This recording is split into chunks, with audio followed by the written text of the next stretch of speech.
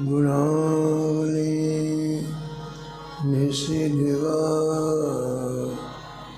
यज्जीव्या पीयते सीताराम विचित्ररूपमनिशम् यश्चक्षुषा भूषणम् सीताराम सुनामधामनिरतं तं सद्गुरुं संभजे। नीलाम्बर श्यामलकोमलाङ्गं सीतास्मारोपितवामभागम् पाणो महासायकचारुचापं नमामि रामं रघुवंशनाथं। यत्र यत्र रघुनाथकीर्तनं तत्र तत्र कृतमस्तकाञ्जलिं बाष्पवारि परिपूर्णलोचनं मारुतिं नमत राक्षसान्तिकम्। वाञ्छाकल्पतरुभ्यश्च कृपासिन्धुभ्येव च पतितानां पावनेभ्यो श्रीवैष्णवेभ्यो नमो नमः।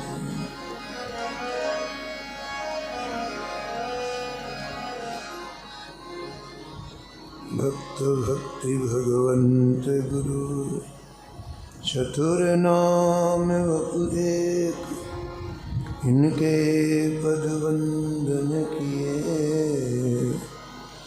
नासत विघ्नने। हर जो आए विराजिए कथा सुनहु इतिहास। तुम श्रोता या मानुक तुम पद रजुमनुआं। तुम पीछे जो और हैं श्रोता हैं रस खान।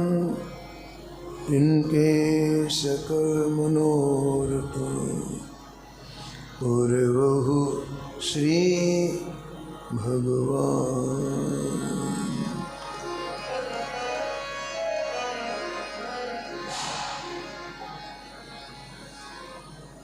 राधे राधे गोविंद गोविंद राधे। राधे राधे गोविंद गोविंद राधे। राधे राधे गोविंद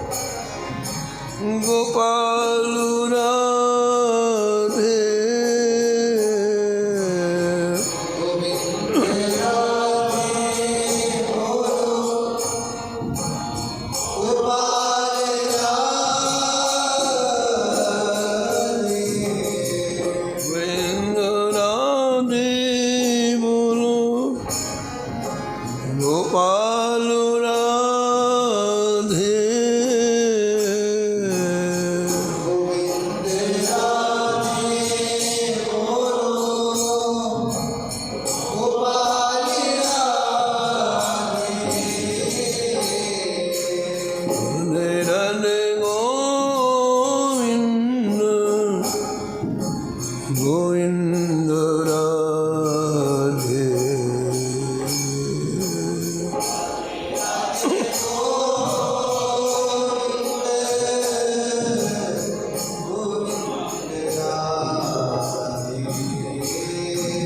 हे राधे राधे गोविंद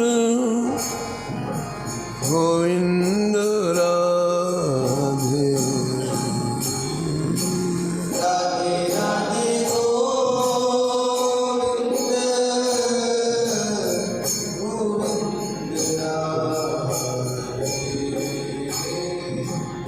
गोविंद राधे बोलो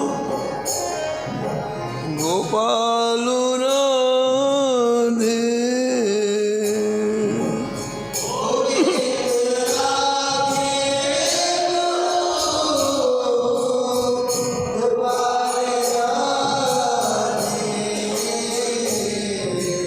गोविंद राधे बोलो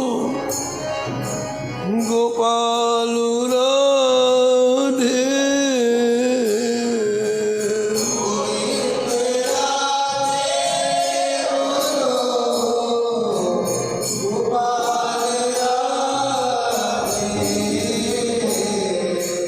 राधे राधे गोविंद गोविंद राधे।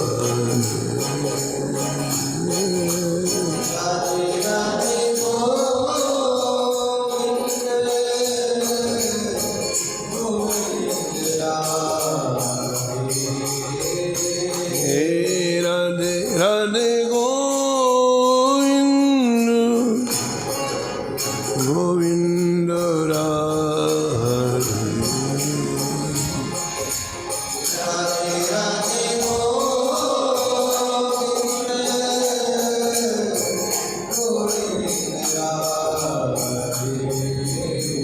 हे राधे राधे गोविंद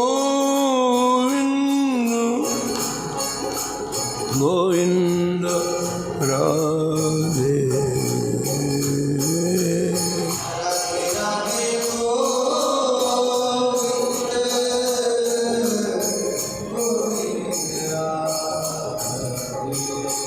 श्री जानकी वल्लभ लाल की, श्री मंगल मूर्ति हनुमान जी महाराज की, सबरिकर श्री भक्तमाल जी की, श्री स्वामी अग्रदास जी महाराज की, श्री नवाजी महाराज की, श्री प्रियादास जी महाराज की, सब संत भगवान की, श्री वृंदावन धाम की, श्री बांके बिहारी लाल की, श्री राधा वल्लभ लाल की, श्री गिरिराज जी महाराज की, श्री यमुने महारानी की, श्री राम नाम महाराज की, श्री महाराज जी की। जय जय श्री राम।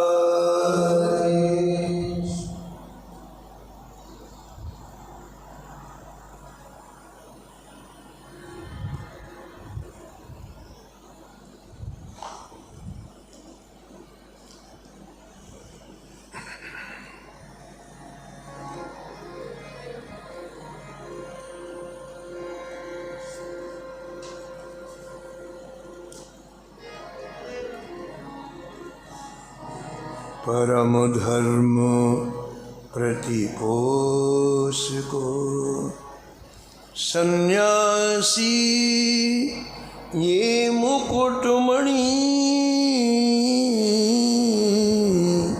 परम धर्म प्रतिपोष को सन्यासी ये मुकुटमणि। सन्यासी हे मुकुटमणि।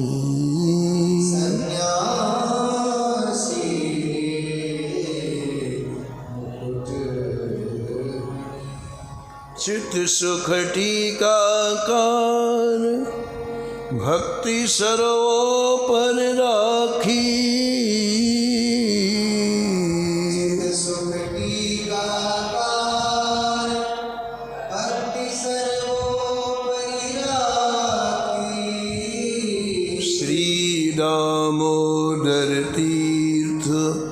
राम अर्चन विधि भाकी।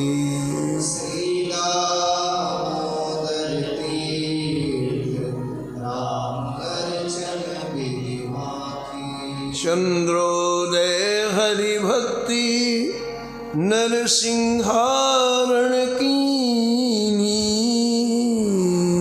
चंद्रोदय हरि भक्ति नरसिंहारण कीनी। माधो मधुसूदन सरस्वती परमहंस कीरतनी। माधो मधुसूदन सरस्वती परमहंस कीरतनी। प्रबोधानंद राम भद्र जगदानंद कलयुग धनी।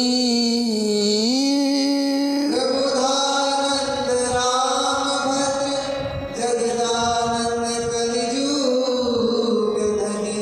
परम धर्म प्रतिपोषको सन्यासी ये मुकुटमणि। परम धर्म प्रतिपोषको सन्यासी मुकुटमणि। सन्यासी ये मुकुटमणि।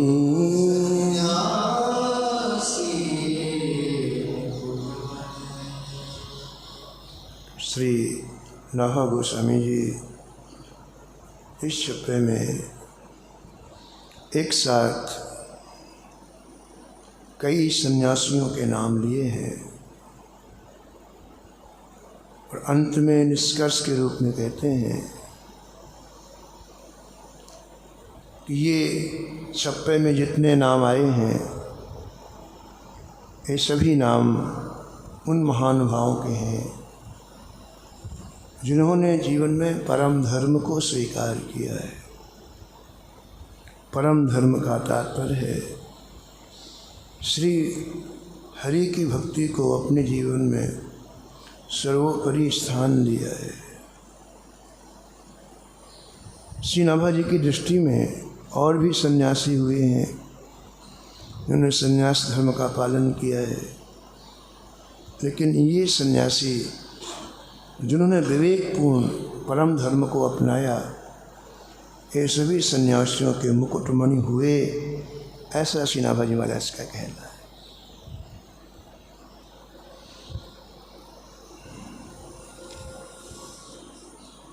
कई नाम है इस छप्पे में।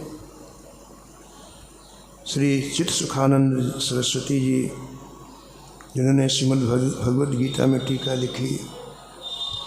श्री दामोदर तीर्थ जी ने जिन्होंने श्री रामार्चन की विधि का वर्णन किया। श्री नृसिंहारण्य जी महाराज जिन्होंने हरिभक्त चंद्रोदय नामक ग्रंथ लिखा। श्री मधुसूदन सरस्वती जी जिन्होंने भक्ति रसायन ग्रंथ लिखा।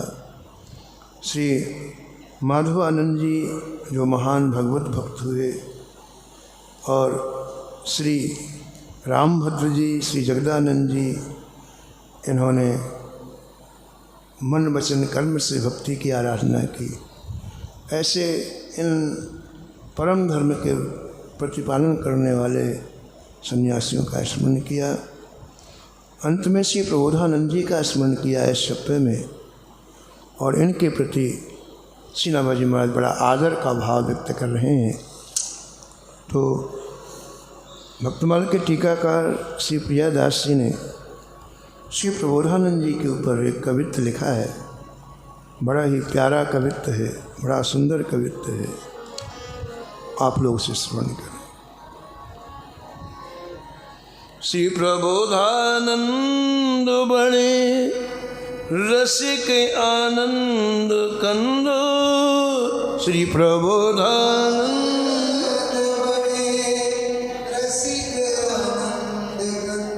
श्री प्रबोधानंद बड़े रसिक आनंद कंद। श्री प्रबोधानंद बड़े रसिक आनंद कंद। श्री चैतन्य चंद्र जू के पार्षद प्यारे हैं। श्री चैतन्य चंद्र के पार्षद प्यारे हैं। श्री चैतन्य चंद्र जू के पार्षद प्यारे हैं। चंद्र जू के पार्षद प्यारे हैं। श्री प्रबोधानंद जी का चरित्र श्री चैतन्य चरितावली में बड़े विस्तार से है, लेकिन यहाँ संक्षेप में परिचय देना है। श्री प्रबोधानंद जी बहुत बड़े विद्वान थे। आपने प्रारंभ में संन्यास धर्म को अपनाया और काशी में रह करके आपने लाखों लोगों को दीक्षा प्रदान की। शिष्यों का बहुत बड़ा समूह आपके पीछे पीछे चलता। पूरी काशी में आपका अखंड साम्राज्य था विद्वता के कारण। आप में त्याग भी था, वैराग्य भी था, और बड़े प्रतिष्ठित गुरुपद पर आप विराजमान हुए।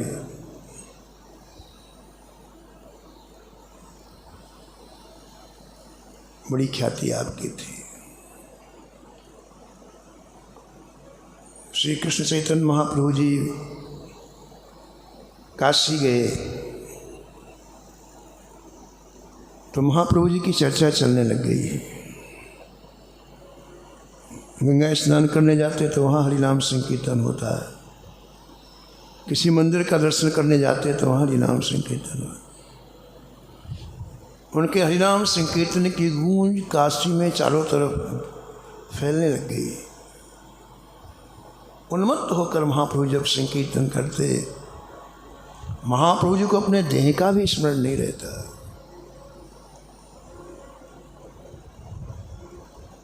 हरे कृष्ण कृष्ण कृष्ण हरे हरे,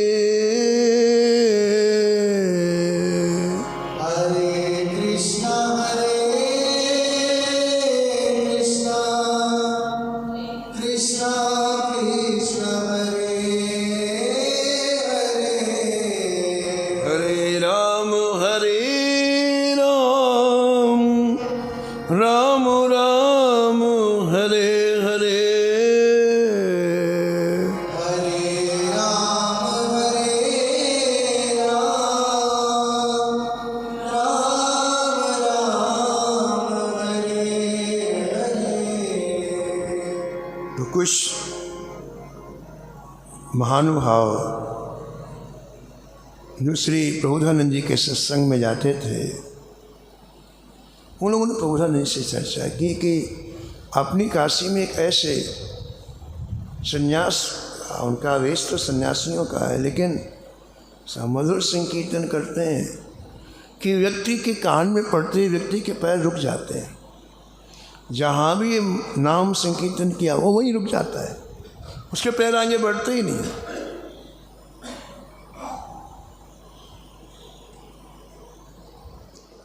तो प्रकाशानंद जी ने बड़ी उपेक्षा की। बोले हाँ, मैंने भी सुना है कि कोई संन्यास वेश में कोई नवयुवक आया है और वो संन्यास वेश को लज्जित कर रहा है। संन्यासियों को इस तरह नाचना गाना नहीं चाहिए, उन्हें तो केवल वेदांत का ही चिंतन करना चाहिए। उससे कह देना कि ये काशी है, यहाँ नाचने गाने वालों की कोई कीमत नहीं है, कह देना उससे। उपेक्षा का भाव रखा। लेकिन जो व्यक्ति स्वयं अपनी आँखों से देख करके आया है, जिस व्यक्ति को रस मिला है उनके नाम संकीर्तन में, वो कैसे उपेक्षा कर सकता है? तो उन सत्संगियों को बात समझ में नहीं आई। उसने विचार किया कि महाप्रभु जी भी अपनी जगह बहुत ऊंचाई पर हैं। और ये भी, इनका नाम पहले प्रकाशानंद था। प्रकाशानंद भी अपनी जगह इतने बड़े विद्वान हैं कि लाखों शिष्य आज पीछे पीछे घूमते। उसके अंदर एक बड़ी सुंदर बात है कि यदि ये दो महापुरुष मिल जाएं तो कितना अच्छा हो, समाज को कितना इनसे लाभ मिलेगा। हमारी शक्ति है और विभाजित हो जाए क्रोध में, द्वेष में, काम में, तो हम आधे हो जाते हैं।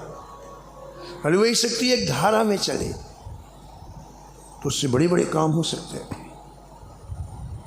लोग जल को रोक करके बिजली उत्पन्न कर लेते हैं, जल को रोक करके फिर बिजली उत्पन्न करते हैं। वही जल चारों छोटी छोटी नालियों में बह जाता है, किसी काम में नहीं आता है। उसी जल को एकत्रित करके एक विशेष प्रक्रिया में डालते हैं तो इलेक्ट्रिसिटी उत्पन्न हो जाती है, बिजली उत्पन्न हो जाती है। ऐसे हमारे मानव जीवन की ऊर्जा है, इसे बिखेरेंगे ना तो जीवन खाली चला जाएगा, कुछ नहीं मिलेगा।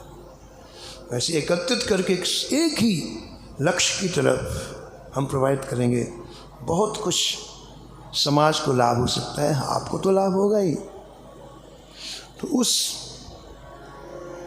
सत्संगी के मन में बात आई, वो महाराष्ट्र का था, लेकिन बड़ा सुलझा हुआ था कि इन दोनों को मैं मिलाऊं। अब मिलाने का कोई ना कोई तरीका होना चाहिए। कैसे ऐसे मिलाए, एक उत्तर एक दक्षिण। तो उसने निश्चय किया कि मैं आज सबका भोजन अपने यहाँ रखूँगा, प्रसाद अपने यहाँ रखूँगा। पहले जाके अनुमति ले आता हूँ, फिर एक दिन अपने यहाँ सबका प्रसाद रखूँगा। श्री चैतन्य महाप्रभु जी का, श्री प्रकाशानंद जी का, और भी अन्य जो काशी के बड़े बड़े प्रतिष्ठित विद्वान हैं, सबका। तो उसने अपने घर में एक आयोजन रखा और दोनों के पास मिलने के लिए गया। बोले भगवान आपको कल पधारना, बड़ी कृपा होगी आप। तो उसके बारे में जानते थे लोग, बड़ा सत्संगी है, किसी ने मना नहीं किया। महाप्रभु जी ने कहा भाई हम क्या करेंगे आज? बोले महाराज आपका दर्शन हम लोगों के लिए काफ़ी होगा, आप कृपया मना ना करें। खूब आग्रह किया महाप्रभु जी, बोले ठीक है आ जाए। अब आज का दिन निश्चय किया गया, तो उसने अपने घर में बड़ा भारी मंच लगवाया। संतों का सम्मान करना चाहिए, कहीं भी संत जाएं तो अपनी सामर्थ्य के अनुसार उनका सम्मान, ठाकुर जी का सम्मान। तो उन्होंने बढ़िया मंच की व्यवस्था किया, उसमें अच्छे अच्छे सिंहासन लगवा दिए महापुरुषों के लिए। समय से ठीक 5-10 मिनट पहले प्रकाशानंद जी आए। उनको पता चला कि आज जो नवयुवक सन्यासी भी यहाँ आएगा।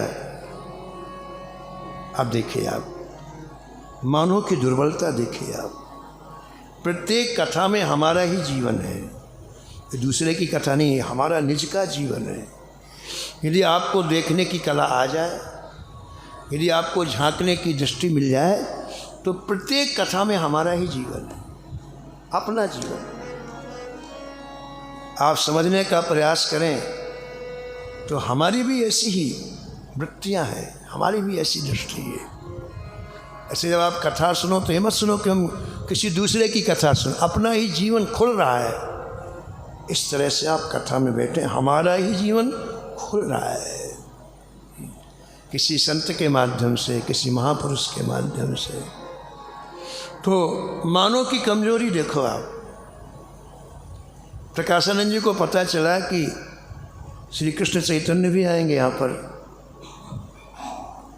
उनका बड़ा अच्छा मौका मिल गया। आज इसको नीचा दिखाना है, आज इसको नीचा दिखाना है। ये मानव की कमजोरी देखो आप। स्वयं तो सबसे ऊंचे सिंहासन पर स्वयं बैठे और उनके साथ कई सन्यासी आए थे। बोले देखो भाई, ये जितने सिंहासन सब में बैठ जाओ, जिसमें उसे कहीं जगह ना मिले और उसे नीचे बैठना पड़े। और जो श्री कृष्ण चैतन्य आए ना, तो उसको ऊपर बैठने को ना मिले, जब तुम लोग सब बैठ जाओ उसको नीचे बैठना पड़ेगा। और मन में यही भावना थी कि उसको नीचा दिखाना है, सब लोग बैठ गए। मंच भर गया। महाप्रभु जी अंत में आए, सनातन जी के कंधे में हाथ रखे हुए, नीचे दृष्टि किए हुए। उनकी दृष्टि में संसार में न कोई पुरुष है न कोई स्त्री है, सब जगह केवल भगवान नाम, भगवान नाम के सिवा कुछ है ही नहीं। इसलिए उनके ओष्ठ निरंतर कमल की पंखुड़ी के समान हिलते रहते हैं और उन मधुर मधुर नामों का रसास्वादन महाप्रभु जी अंतःकरण में करते हैं। हरे कृष्ण कृष्ण कृष्ण हरे हरे, हरे राम राम राम हरे हरे। दो तरह का सुख होता है, एक पराया सुख, एक अपना सुख। भगवान का नाम, भगवान का रूप, भगवान की लीला, भगवान का धाम, इससे जो सुख मिलता है अपना सुख है। संसार की वस्तु, संसार के व्यक्ति, संसार के पदार्थ, इनसे जो सुख मिलता है वो पराया सुख है। ये सुख लेने के लिए आप किसी न किसी के अधीन रहना पड़ेगा आपको, है ना।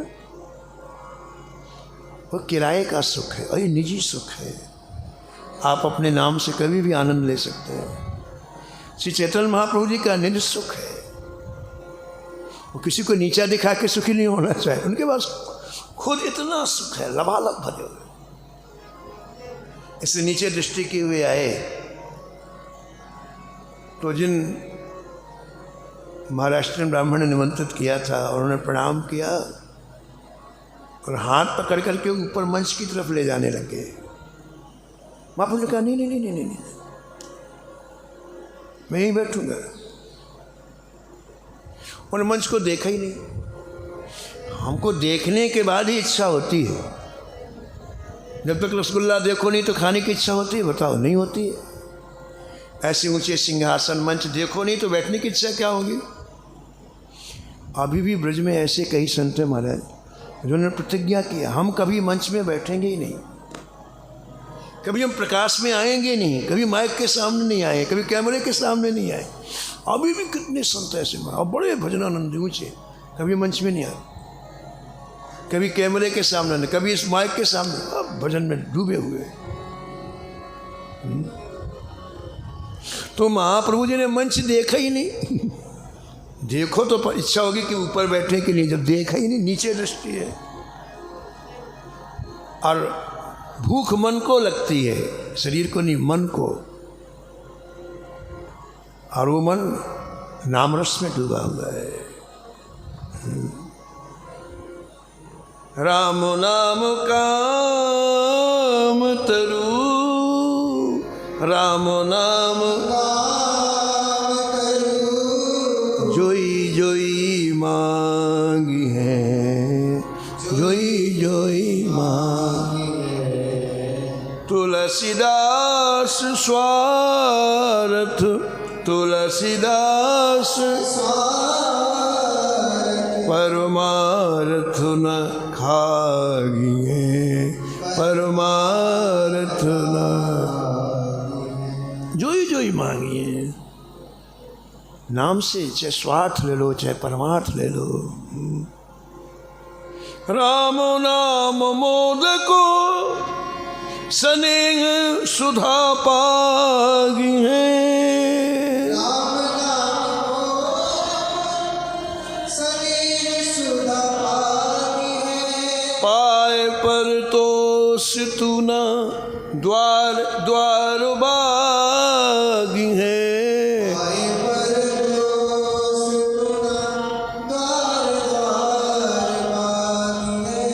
भगवान नाम एक ऐसा लड्डू है जिसको खाने के बाद फिर दरवाजे दरवाजे नहीं जाना पड़ेगा, सुख के लिए भीख नहीं मांगना पड़ेगा। पाए पर इतना संतुष्ट हो जाए, पाए पर तो अभाव में तो हम घूमते हैं ना, वहाँ चले जाएंगे तो एक काम हो जाएगा, ऐसा होगा, ये अभाव है। और ये अभाव कभी ख़त्म नहीं होता है। एक बात अच्छी तरह बैठाना चाहिए, वस्तु के प्राप्त होने से अभाव दूर नहीं होता, अभाव और बढ़ जाता है ना। जैसे 1000 की आवश्यकता थी, उसे 1 लाख मिल गए तो क्या वो शांत बैठ गया ना? अब 1 करोड़ के लिए प्रयास करता है, 1 करोड़ में लगे वो 1 अरब के लिए प्रयास करता है। तो ये सही दिशा नहीं है। सही दिशा क्या है? जिससे सेचुरेशन हो, जिससे तृप्ति मिले, ऐसे अचिंत राम नाम का आश्रय लो, हरि नाम का आश्रय लो। वो समझे कहते हैं कि इस मोदक को खाने से, इस लड्डू को खाने से तो इतना लबालब भर जाएगा कि फिर दरवाजे दरवाजे घूमना तेरा बंद हो जाएगा। तो हम ये निवेदन कर रहे थे कि महाप्रभु जी अपने आप में, अपने नाम में इतने छके हुए थे कि ना किसी व्यक्ति की तरफ देख रहे थे, ना मंच की तरफ देख रहे थे। और ध्यान देना, आपकी जितनी दृष्टि बहिर्मुख होगी उतना भजन छूटेगा आपका, और आपकी दृष्टि जितनी अंतर्मुख होगी उतना भजन ज़्यादा होगा। इसलिए प्रयास करना चाहिए कि बाहरी दृश्यों को ज़्यादा ना देखें। जिसको देखोगे मन उधर जाएगा, उसका चिंतन करेगा। भजन करने वालों को हमेशा नीची दृष्टि रखनी चाहिए। हमारे भारत में संत हुए, संत डोंगरे जी महाराज, उन्होंने कभी जीवन में ऊपर दृष्टि की नहीं। उनकी कथाओं में लाखों लोग आते थे, दृष्टि नीचे रहते थे। नीचे दृष्टि करके उन्होंने पूरे जीवन कथा किया। सीधा वृंदावन में पूज्य हरि बाबा जी महाराज, उन्होंने कभी जीवन में यूँ नहीं देखा, उनकी दृष्टि हमेशा आएगा, उससे भजन हो। आप जिस वस्तु को देखते हैं, व्यक्ति को देखते हैं, पदार्थ, आपका चिंतन तुरंत वहाँ भजन से हट जाता है, उसका चिंतन करने लग जाता है। तो महाप्रभु जी नीचे दृष्टि की हुए आए, और जहाँ सबकी जूते चप्पलें खड़ाऊँ थीं वहीं बैठ गए। अरे यहाँ तो लोगों के पदत्राण हैं, यहाँ तो लोगों के चरण। महाप्रभु जी ने कहा हमको बहुत अच्छा लग रहा, हम यहीं बैठे। बैठ गए, नीचे दृष्टि है, नाम में लगे हुए हैं, कौन आया कौन गया कुछ पता नहीं। अब क्या हुआ देखो आप, ऊंचे बैठने वालों की हालत खराब हो गई। जो बड़े बड़े सिंहासन में बैठे थे उनकी बड़ी हालत खराब हुई। उनके मन में तो ये था कि आएंगे, यहाँ जगह नहीं मिलेगी तो गुस्सा होंगे, क्रोध करेंगे, और फिर हम लोग मजाक उड़ाएंगे, हंसी उड़ाएंगे। उनके मन में ये था। उनको क्या पता था कि आपके उनके चिंतन में बहुत फर्क है। आपने संसार की वस्तु, व्यक्ति, पदार्थ इतना महत्व दे दिया है कि सारा जीवन ही लगा दिया, इन व्यर्थ की चीज़ों में पूरा जीवन ही लगा दिया। और उनके जीवन में केवल गोविंद के नाम का महत्व है, ठाकुर का महत्व है। इसलिए स्पर्धा किस बात की? स्पर्धा तो तब होती जब एक ही वस्तु को 2 व्यक्ति चाहें, उन्हें चाहिए नहीं। तो उन्होंने बड़ा आश्चर्य हुआ, अरे ये व्यक्ति ऊंचे नहीं बैठना चाहता, क्या है भाई इसमें? तो प्रकाशानंद जी ने एक बार दृष्टि डाली तो क्या देखा, अपार महाराज आह्लाद प्रकट हो रहा है महाप्रभु जी की, रोम रोम से, आँखों से, कानों से, मुख से आह्लाद। आह्लाद का मतलब दिव्य प्रसन्नता। प्रकाशानंद ने विचार किया कि हम ऊंचे सिंहासन में बैठ के भी जल रहे हैं, इससे बड़ा बन रहा है, और ये नीचे बैठे हुए कितना प्रसन्न है, कितना खुश है। अरे भाई इसमें कुछ ना कुछ है। देखो उन्होंने कोई प्रवचन नहीं किया, महाप्रभु जी ने उपदेश नहीं दिया, लेकिन अपनी रहनी में 1 मिनट के लिए सामने वाले को सोचने के लिए बाध्य कर दिया। और वो 1 लाख शिष्यों को लेकर के जो आए थे, प्रकाश अपना कि मैं काशी का माना हुआ विद्वान हूँ, उसके हृदय में महाराज इनके प्रति श्रद्धा का स्फुरण हुआ। वो अपने आप को नहीं रोक पाए, मंच से नीचे उतरे और श्री चैतन्य महाप्रभु जी के पास आकर के हाथ पकड़ा, बोले अरे आप यहाँ क्यों बैठ गए, चलिए चलिए। नहीं भगवान मन को बहुत अच्छा, नहीं आप यहाँ नहीं बैठेंगे। जबरदस्ती महाप्रभु जी को उठा करके लाए और अपने बगल में सिंहासन में बैठे।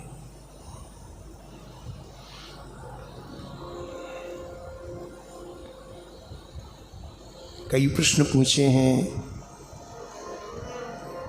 श्री प्रकाशानंद जी ने, सन्यासी होकर के आप ऐसा क्यों साधारण काम करते हैं, आपको तो वेदांत का चिंतन करना चाहिए। उसका उत्तर बार यही जनतापूर्ण महाप्रभु जी ने दिया है। महाराज मैं क्या बताऊं, मैं जब गुरु की शरण में गया तो मेरे गुरु जी ने देखा कि मैं बुद्धिहीन हूँ, मेरे में बुद्धि बिल्कुल नहीं है। विचार किया इसका उद्धार कैसे हो। बुद्धिमान लोग तो चिंतन करके तर्क करके भवसागर से तर जाएंगे, लेकिन इसमें तो कोई बुद्धि ही नहीं है, इसका कैसे उद्धार हो। तो गुरु जी ने कहा कि बेटा तेरे में बुद्धि बहुत कम है, तो तू एक काम किया कर, केवल इन्हीं नामों का उच्चारण किया कर, हरे कृष्ण कृष्ण कृष्ण हरे हरे, हरे राम राम राम हरे हरे। भगवान गुरु जी ने मुझे मूर्ख समझ करके, बुद्धिहीन समझ करके यह नाम प्रदान किया है, इससे मैं इसी निरंतर लेता रहता हूँ। मैं वेदांत के चिंतन के योग्य नहीं हूँ, इसलिए मैं चिंतन नहीं करता।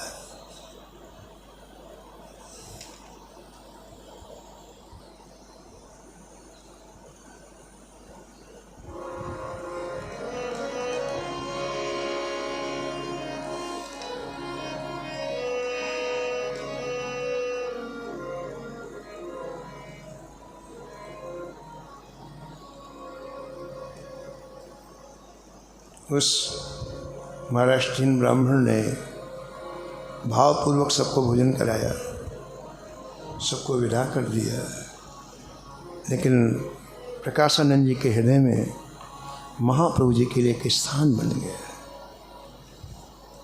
इतने बड़े विद्वान होते हुए ग्रंथकार कहते हैं कि प्रकाशानंद जी मान अपमान से मुक्त नहीं हो पाए, ईर्षा द्वेष से मुक्त नहीं हो पाए।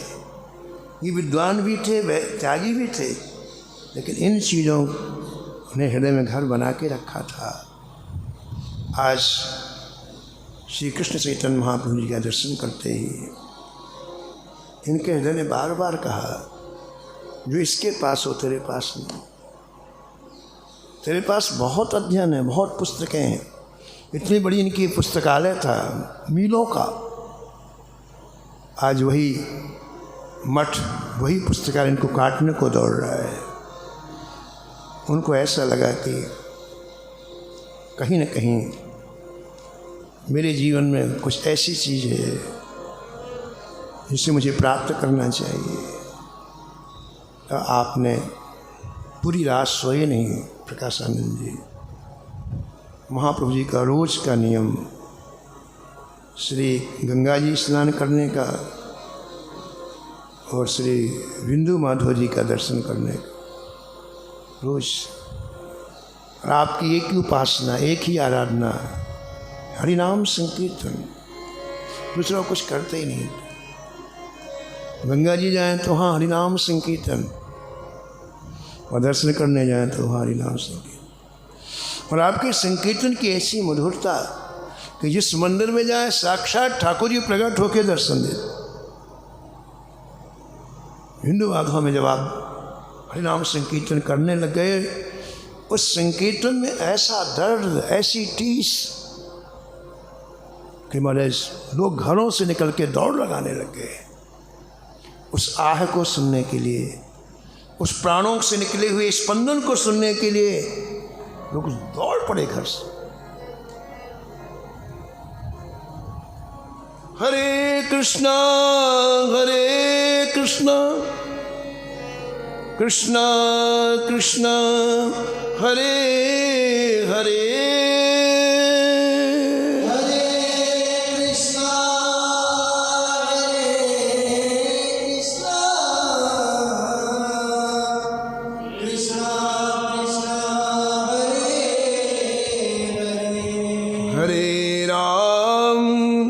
हरे राम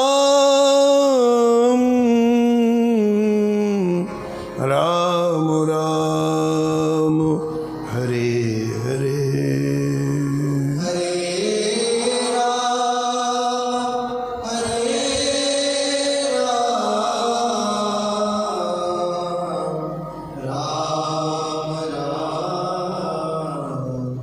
हरे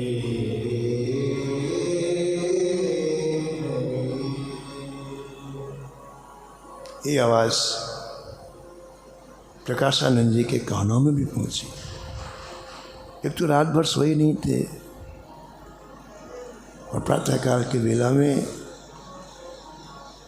एक प्राणों के आंगन से निकली हुई आवाज़, जिसमें अन्य किसी का समावेश नहीं, केवल प्राण हो, जिस नाम में केवल प्राण है, ऐसी आवाज़ सुनी तो अपने आप को रोक नहीं पाए, जैसे थे वैसे भागे। विंदु माधव मंदिर में पहुंच करके चरणों में लौट गए महाप्रभु जी के। भगवान मेरे ऊपर कृपा करें, अनुग्रह करें। महाप्रभु ने कहा कोई चरण पकड़े हुए, अरे आप जगत गुरु, ऐसा ना करें आप। जय जय, मैं आपकी शरण में हूँ, मैं कोई गुरु नहीं हूँ, मैं आज आपकी शरण में आया हूँ। आप मेरे हृदय के आंगन में विराजमान होकर के मुझे भी ऐसी टीस दे दें, मुझे भी ऐसा दर्द दे दें, मैं भी कभी प्राणों से हरि नाम लूं।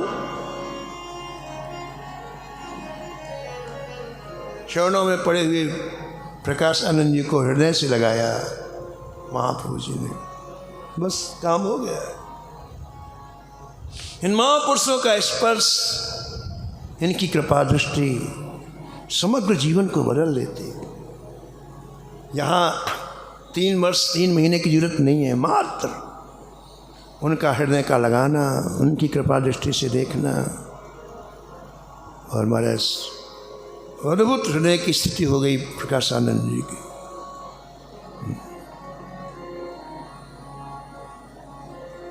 सब ही भांत सवारी हमारी, सब ही भांति सवारी हमारी, सब ही भांत सवारी हमारी, सब ही भांति सवारी हमारी, सब ही भांत सवारी।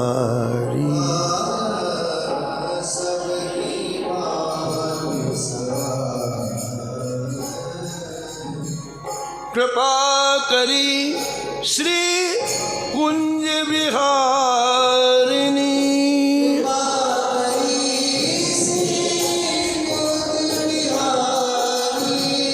कृपा करी श्री कुंज विहारिणी,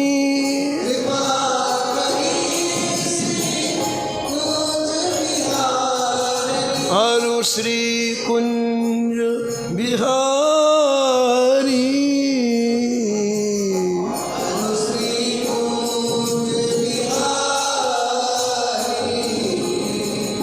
सब ही भांत सवार हमारी, सब ही भांत सवार हमारी,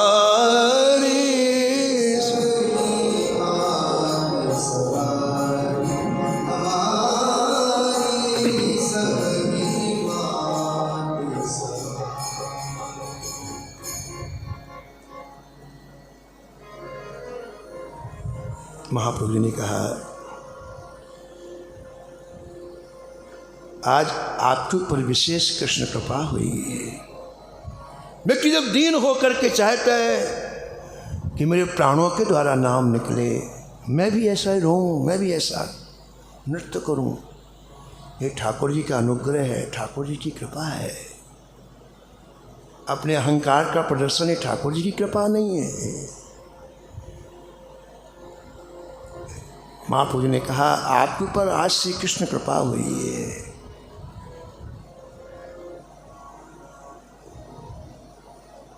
आपने अध्ययन तो बहुत दिन से किया, लेकिन प्रबोध आज आपको हुआ। प्रबोध हो जाना, समाधान हो जाना। केवल अध्ययन क्या करेगा बताओ, शब्द क्या करेंगे, प्रबोध ही नहीं है। कितने विद्वान भटक रहे हैं, क्यों भटक रहे हैं? प्रबोध नहीं, शब्दों का जंजाल तो प्रबोध नहीं है। समाधान नहीं जीवन में तो भटकाव तो रहेगा ही ना।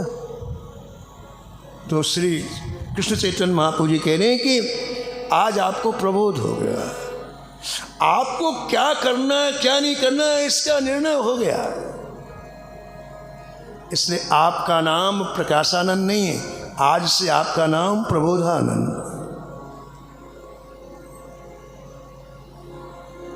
भगवान आपने मुझे नया जीवन दिया, मुझे नया नाम दिया। प्रबोधानंद जी बोले, भगवान आपने मुझे नया जीवन दिया, नया नाम दिया। अब एक प्रार्थना और है कि आपने जो अंकुरण भक्ति का किया है इसे मैं प्रस्फुटित और पल्लवित कहाँ करूं? आप मुझे स्थल बताएं जहाँ जाके मैं इसको पीऊँ। कई जन्मों का प्यासा हूँ मैं इसे पीना चाहता हूँ। महाप्रभु जी ने कहा, श्रीपाद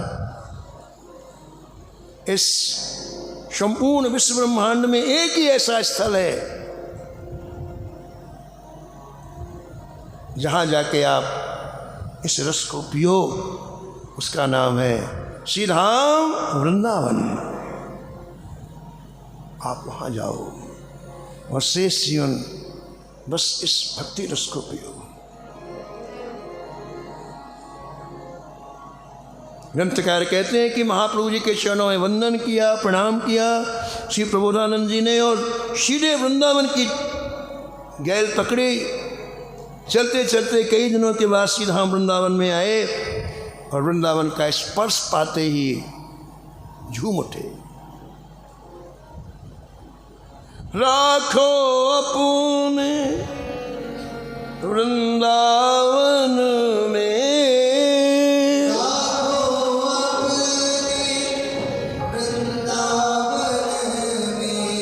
राखो अपने वृंदावन में,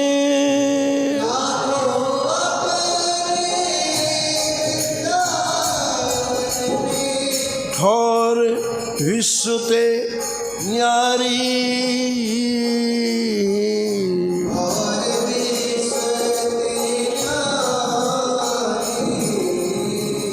और विश्व ते न्यारी,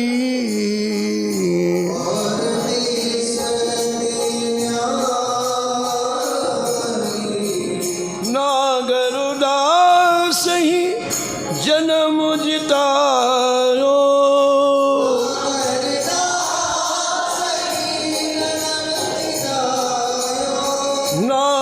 नागरुदास ही जन्म जितायो,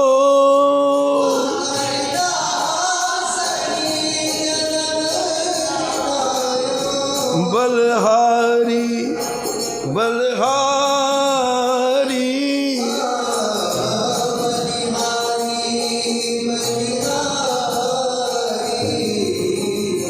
सब ही भाग हमारी,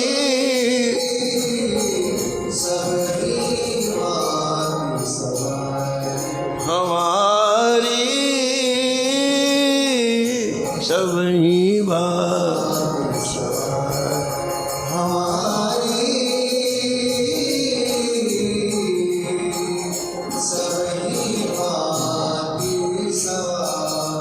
कृपा करी श्री कुंज विहारिणी,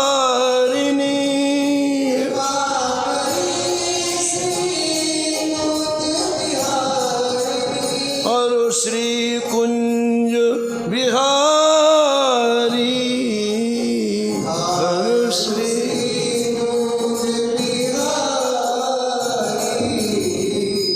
सब ही भाग सवार हमारी, सब ही